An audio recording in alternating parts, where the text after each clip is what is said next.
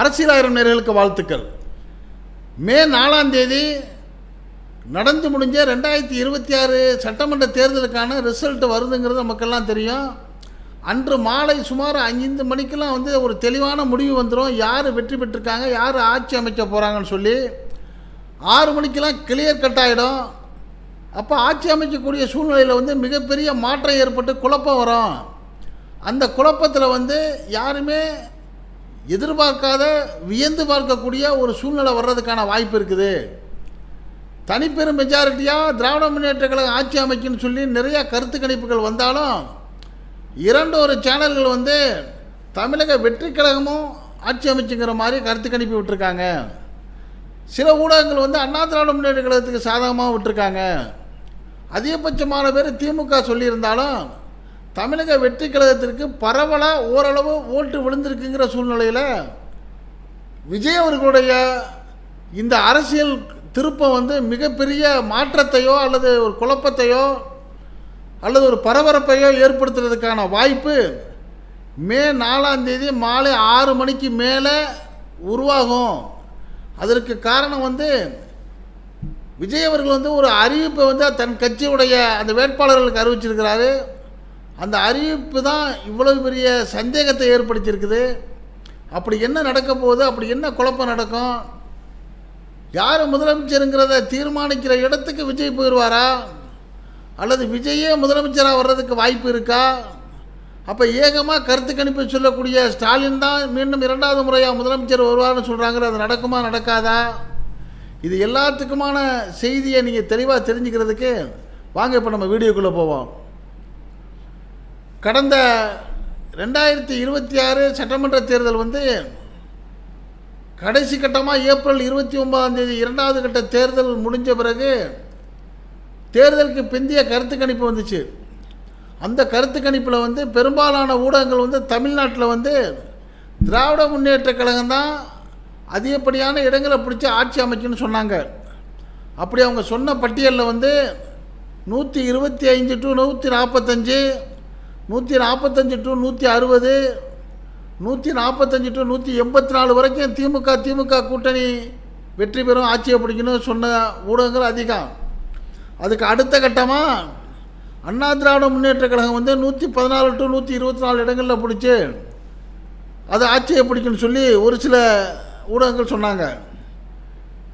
இந்த நிலைமையில் 2-3 ஊடகங்கள் தமிழக வெற்றி கழகம் ஆட்சியை பிடிக்குங்கிற மாதிரி ஒரு கருத்து கணிப்பை சொன்னாங்க.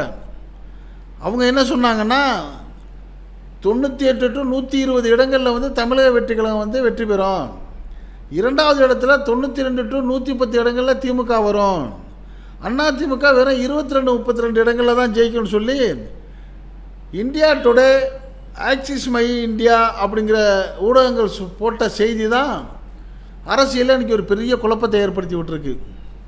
இது மட்டும் இல்லாமல் தமிழக வெற்றி கழகத்துடைய தலைவர் விஜய் அவர்கள் ஒரு அறிவிப்பு வெளியிட்டிருக்கிறாரு. அந்த அறிவிப்பு என்னென்னா, இந்த எக்ஸைட் போல் நடந்துச்சு பாருங்கள், அதுக்கு மறுநாளே அவர் சொல்லியிருக்கிறாரு, நம்ம தமிழக வெற்றி கழகத்தில் யாரெல்லாம் நீங்கள் வேட்பாளராக போட்டியிட்டீங்களோ அதில் வெற்றி பெறுற அந்த வேட்பாளர்லாம் அடுத்த நாள் காலையில் ஆளாக நீங்கள் சென்னைக்கு வந்துடணும், சென்னை பனையூரில் நம்ம தமிழக வெற்றி கழக அலுவலகத்துக்கு வாங்க, நம்ம உடனடியாக ஒரு மீட்டிங் நடத்த வேண்டியிருக்கு அப்படின்னு சொல்லியிருக்காரு. அந்தபடி மே 5ஆம் தேதி காலையில் ஒரு 3 to 4 மணி நேரம் மீட்டிங் நடத்துறதுக்கான ஏற்பாடுகளையும் விஜய் அவர்கள் பண்ணியிருக்கிறாரு.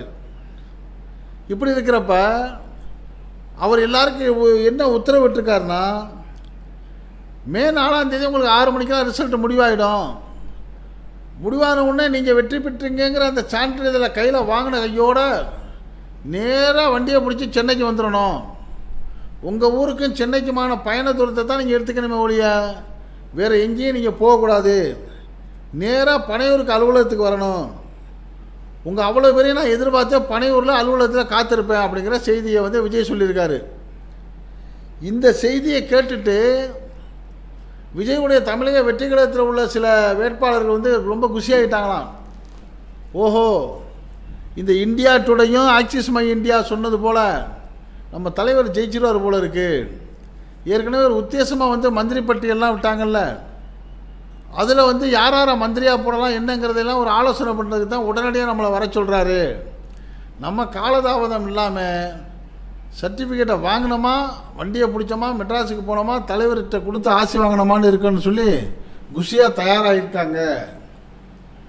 இன்னும் ஒரு சிலர் அந்த தமிழக வெற்றி கழகத்துக்கு நேரடியாக ஏற்கனவே உழைக்காமல் கட்சியில் இல்லாமல் வெவ்வேறு கட்சியில் இருந்தாங்கல்ல, அப்படி வெவ்வேறு கட்சியில் உள்ளவங்க வந்து கிட்டத்தட்ட ஒரு 100-120 பேருக்கு வந்து தமிழக வெற்றி கழகம் இப்போ இந்த 2026 சட்டமன்ற தேர்தலில் போட்டியிடுறதுக்கு வாய்ப்பு கொடுத்துருக்கு. இவர்கள்லாம் விஜய் மேலே பிரியம் உள்ளவரோ அல்லது தமிழக வெற்றி கழகத்துடைய ஆளோ கிடையாது. இவர்கள்லாம் ஏற்கனவே பல கட்சிகளில் இருந்து அந்த கட்சியில் இவர்களுக்கு சீட்டு கிடைக்காம அல்லது இவர்களுக்கு முக்கியத்துவம் இல்லாமல் அல்லது இவர்கள் விலகி இல்லாட்டி இவர்களை விளக்கப்பட்ட ஆளுங்க. இவர்கள்லாம் என்ன பண்ணியிருக்காங்க, நம்மளுக்கு அரசியல் வெளிச்சம் வேணும்னு சொல்லி புதுசாக கட்சி திறந்த விஜய் அவர்களுடைய தமிழக வெற்றி கழகத்துக்கு வந்திருக்காங்க. வந்த உடனே அவங்களுக்கு என்ன பண்ணிட்டார், இவர் வேட்பாளராக வந்து சீட்டு கொடுத்துட்டாரு. இப்போ ஒருவேளை இவர்களெல்லாம் வெற்றி பெற்றார்கள் என்றால், வெற்றி பெற்ற பிறகு இவர்கள் விசுவாசமாக விஜய் சொல்கிறபடி கேட்பாங்கங்கிறது சந்தேகம்.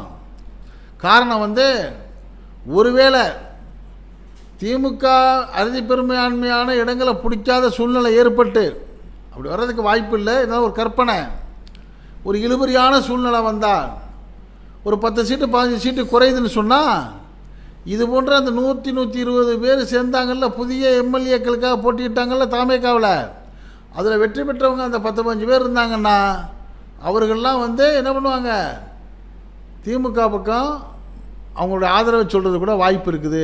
இதுக்கு காரணம் வந்து திமுக நிச்சயமாக அறுதி பெரும்பான்மையாக தான் மட்டும் 118க்கு மேலே பெற்றோம், ஒரு 130-135 இடங்களை திமுக வந்துடும், தோழமை கட்சியெல்லாம் சேர்ந்து 145-180 வரைக்கும் வரும்னு சொல்கிறது ஒரு பக்கம் இருக்கட்டும். ஒருவேளை திமுகவுக்கு அந்த 118 கிடைக்காம ஒரு 95-100 இடங்களில் கிடச்சிச்சின்னா திமுகவை ஒரு ஆட்டம் காட்டுறதுக்கு சில கட்சிகள் ரெடியாக இருக்காங்க. உதாரணமாக காங்கிரஸ் போன்ற கட்சிகள் கூட்டணிக்கு முன்னாடி எப்படி அவர்கள் போர்க்கொடி எடுத்துறாங்க, எங்களுக்கு ஆட்சியிலையும் பங்கு அதிகாரத்திலையும் பங்கு வேணும், மேல் சபை வேணும், அப்படி இப்படிலாம் சொல்லிட்டு வந்த அந்த காங்கிரஸ் எம்எல்ஏக்கள் இப்போ என்ன பண்ணுவாங்க, ஒருவேளை ஒரு 10-15 பேர் தேறிட்டாங்கன்னா அந்த ஸ்டாலின் அவர்கள் வந்து ஒரு டிமாண்ட் பண்ண ஆரம்பிச்சிருவாங்க. இப்போ நாங்கள் ஆதரவு கொடுத்தா தான் நீங்கள் வந்து ஆட்சி அமைக்க முடியும், நாங்கள் ஆட்சி தரோம், கூட்டணி ஆட்சி கொடுங்க, எங்களுக்கு மந்திரி சபை கொடுங்கன்னு கேட்க ஆரம்பிச்சிருவாங்க. இவங்க கேட்குறத பார்த்துட்டு வேறு ஒரு சில கட்சிகளும் கூட்டணி கட்சிகளும் இந்த டிமாண்டை வைக்கிறதுக்கான வாய்ப்பு இருக்குது. அப்படி ஒரு சூழ்நிலை வந்தால் அரசியல் சாணக்கியனாக இருக்கிற ஸ்டாலின் வந்து என்ன பண்ணுவார், அவருக்கு வேறு ஐடியா வரும். அவர் தமிழக வெற்றி கழகத்தை இந்த மாதிரி வெவ்வேறு கட்சியிலேருந்து தமிழக வெற்றி கழக வேட்பாளராக நின்று ஜெயித்தவங்களை அவர் கட்சிக்கு இழுத்து நான் எப்பவும் தனியால் தில்லை நின்று ஆட்சி அமைக்கிறேன்னு ஆட்சி அமைச்சு காமிச்சிருவார். காரணம் அரசியல் சாணக்கியத்தனத்தில் அமித்ஷாவை மிஞ்சினவர் மு.க. ஸ்டாலின் அவர்கள். இந்த காங்கிரஸ் மிரட்டலுக்கெல்லாம் அவர் அடிபட மாட்டார் அப்படின்ட்டு ஒரு சிலரும், இன்னும் ஒரு சிலர் அப்படி ஒருவேளை 3 பேரும் ஒரு 70-75-80ங்கிற நிலையில் சீட்டுகளை பிடிச்சா பாரதிய ஜனதா சுதாரிச்சிடும். சில மாநிலங்களில் பாரதிய ஜனதா ஒரு 40 இடங்கள் மொத்தத்தில் இருக்குன்னா ஒரு 2 சீட்டை வச்சுக்கிட்டே கூட 20-25 எம்எல்ஏக்களை வேறு கட்சியிலேருந்து விலைக்கு வாங்கிட்டு ஆட்சி அமைச்ச சரித்திரம்லாம் உண்டு. அப்படி ஒரு சூழ்நிலை தமிழ்நாட்டில் வந்தால் உடனே இந்த பாஜக சுதாரிச்சுக்கிட்டு ஏடிஎம்கே தன்வசம் இழுத்துக்கிட்டதோடு மட்டும் இல்லாமல் அந்த குறையிறதுக்கு வந்து தமிழக வெற்றி கழகத்தில் வந்த இந்த 10-15 எம்எல்ஏக்களை பிடிச்சி அதை கூட்டணி ஆட்சி அமைக்கிறதுக்கான வாய்ப்பு அதிகமாக இருக்குது. அப்படியே அவர் போகிறப்ப வந்து விஜய்க்கு கட்டுப்பட்ட ஆளுகளோட விஜய்க்கு கட்டுப்படாத ஆளுகளை பிடிக்கிறதுல பாஜக ரொம்ப கண்ணும் கருத்துமாக இருக்கும். அப்படி விஜயுடைய தமிழக வெற்றி கழக சின்னத்தில் நின்று ஜெயித்தவங்க வந்து சோரம் போயிடக்கூடாது, விலை போயிடக்கூடாது, தாவிடக்கூடாதுங்கிற எச்சரிக்கைக்காகத்தான் தமிழக வெற்றி கழக தலைவர் விஜய் அவர் வந்து ரொம்ப முன்கூட்டியே இவர்களெல்லாம் நேராக நம்ம இங்கே கூப்பிட்டு பனையூரில் வந்து பைண்ட் அப் பண்ணிடணும்னு நினைக்கிறாரு அப்படின்னு அரசியல் நோக்கர் சொல்கிறாங்க. இதில் உங்களுக்கு என்ன ஒரு சந்தேகம் வருது, தமிழக வெற்றி கழக வேட்பாளராக தான் நின்றாங்க, விசில் சின்னத்தை தான் ஜெயிச்சிருப்பாங்க.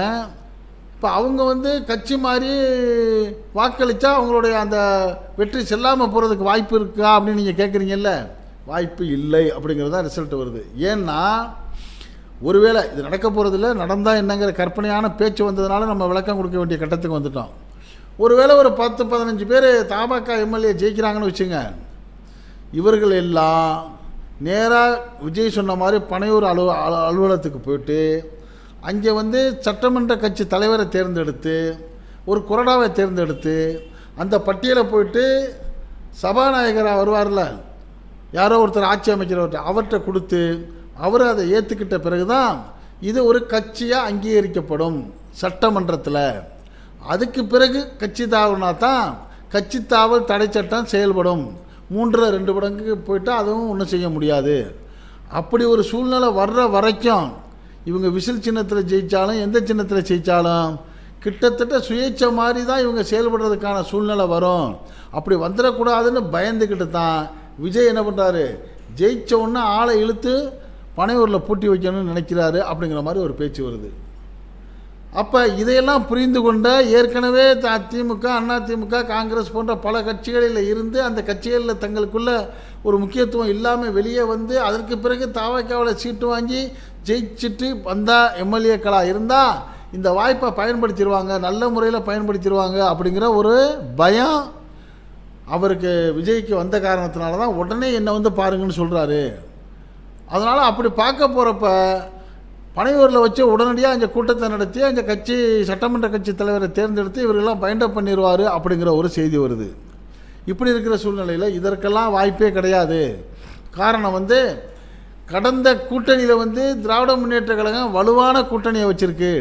அதை எதிர்த்து நின்றவங்க 5 முனையாக இருந்ததுனால அவர்களெலாம் சிதறிடுவாங்க.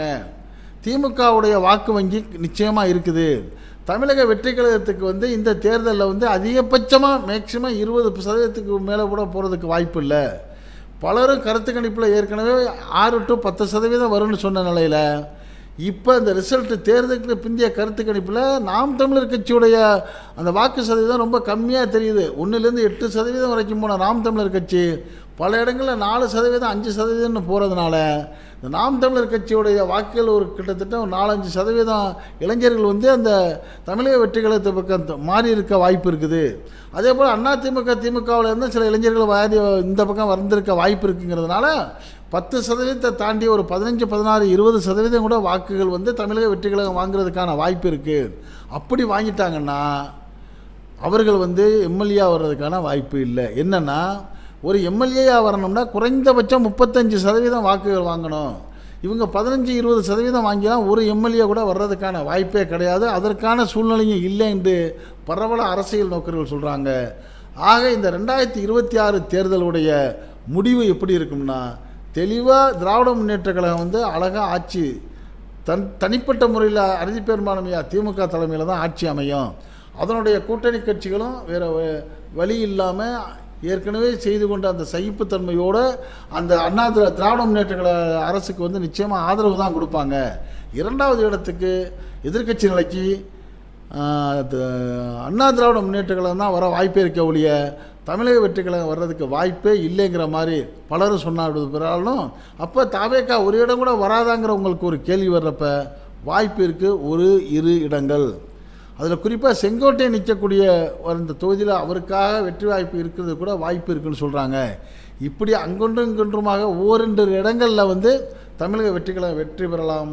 எதிர்க்கட்சியாக வரக்கூடிய அளவுக்கோ அல்லது ஆட்சியை நிர்ணயம் செய்யக்கூடிய அளவுக்கோ அந்த ரிசல்ட் இருக்காதுங்கிற கருத்து தான் பரவலாக பேசப்படுது. இது பற்றிய உங்களுடைய கருத்துக்களை மே 4க்கு பிறகு 6 மணிக்கு பிறகு இவ்வளோ பெரிய அதாவது பெரிய பரபரப்பான சூழ்நிலை ஏற்படும் சொல்கிறாங்களே, அப்படிலாம் நடக்குமாங்கிறத பற்றிய உங்களுடைய கருத்துக்களை நீங்கள் இந்த அரசியல் கமெண்ட் பாக்ஸில் கமெண்ட்ஸ் பண்ணுங்கள். இந்த செய்தி பிடிச்சிருந்தா இதுக்கு ஒரு லைக் கொடுங்க. இதே போன்ற செய்திகள் நாட்டில் 4 பக்கம் நடக்கக்கூடிய செய்திகளை எந்த ஒரு இடைச்செருகளும் இல்லாமல் உள்ளது உள்ளபடி அப்படியே கொண்டு வந்து உங்கள் வீட்டுக்குள்ளே 4 சூழல்கள் கொடுக்கக்கூடிய நம்ம அரசியல் சேனலுக்கு இதுவரை சப்ஸ்கிரைப் பண்ணாதவங்க சப்ஸ்கிரைப் பண்ணுங்கள். மறக்காமல் பக்கத்தில் இருக்க பெல்லைக்கானை கிளிக் பண்ணுங்கள். அப்போ தான் நம்ம போடக்கூடிய ஒவ்வொரு வீடியோவும் உங்கள் நோட்டிஃபிகேஷன் காட்டும். நீங்கள் விரும்பியதை பார்க்கலாம். என்றும் இணைந்திருப்போம். உங்கள் நண்பன் அஷ்ரஃப் அலி. நன்றி, வாழ்த்துக்கள்.